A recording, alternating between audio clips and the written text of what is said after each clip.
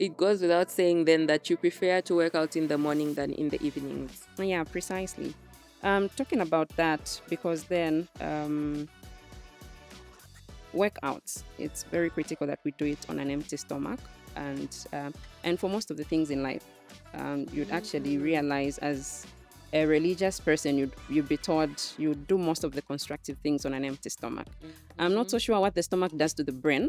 Not so sure it slows the functionality of some cells in the brain, but doing most of the things on an empty stomach gets you a lot of accuracy around what you're doing.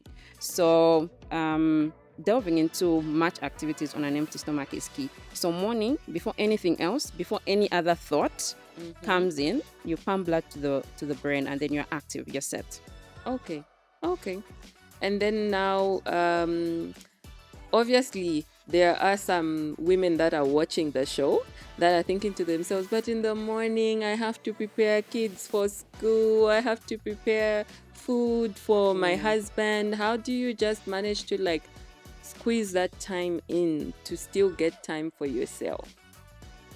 True. And maybe speaking as a mother of three, I've had different challenges, right? With regards to how best I can actually have that 30 minutes, that's 20 minutes, 40 minutes time to, have a me moment.